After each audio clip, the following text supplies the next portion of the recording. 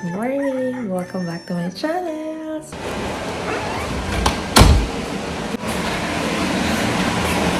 How are you? So, ayan nga guys. Today ay kukunin na nila yung sasakyan. So, Thursday nga instead of Friday. Naging Thursday.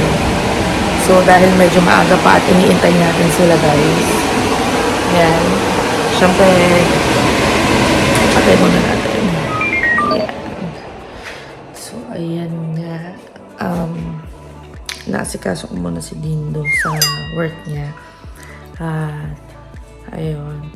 Hindi ko alam kung anong mangyayari mamaya. Kasi nga, syempre, di ba guys, pukunin na sila ako. So, ayun yung mga gamit na pinagkuhaan namin doon. So, mapapansin nyo iba yung apartment. Yes po.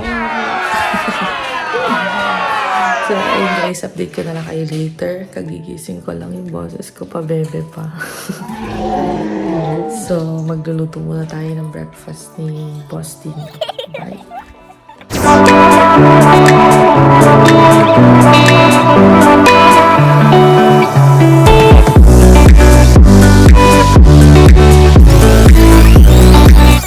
Guys, isi-share ko sa inyo ngayon kung paano natin ibibigay si Lucky sa bagong owner.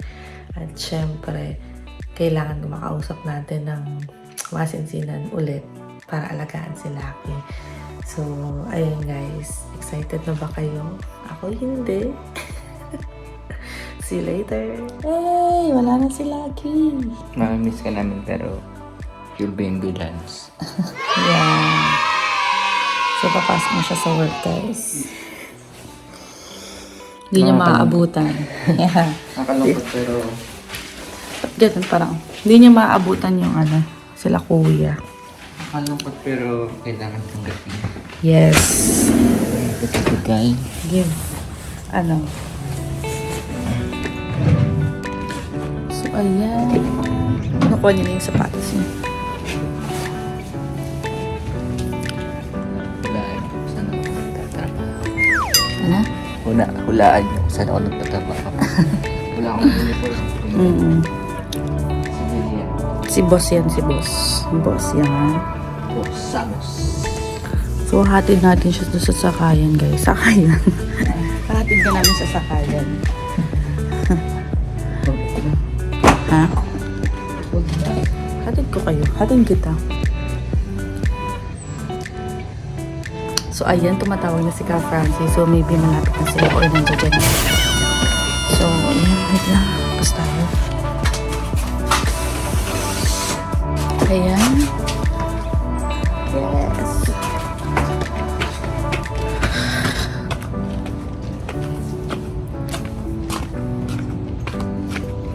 So, ayan siya guys. Malapit lang yung parking.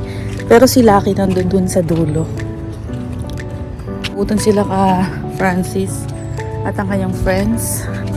So, anong huling masasabi mo kay Lucky? Thank you.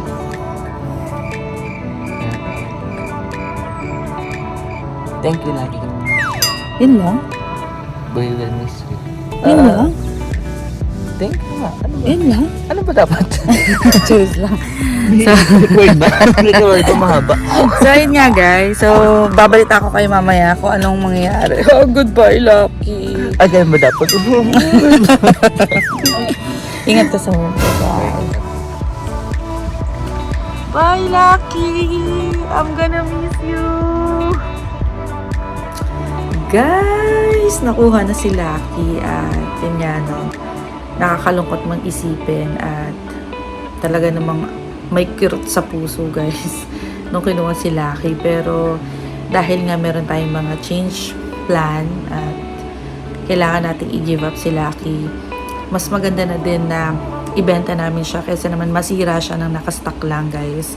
Actually, ang dahilan talaga nung pagkabenta namin sa kanya ay unang-una wala kasi siyang magiging parking sa winter at pangalawa, isang sasakyan na lang din kasi yung gagamitin namin dito, which is tinimbang naming maigi kung ano yung mas talagang magagamit. So, nagstick kami sa SUV gawa nga ng, syempre, ginagamit din namin siya sa kapilya, ginagamit namin siya sa mga paghatid sundo.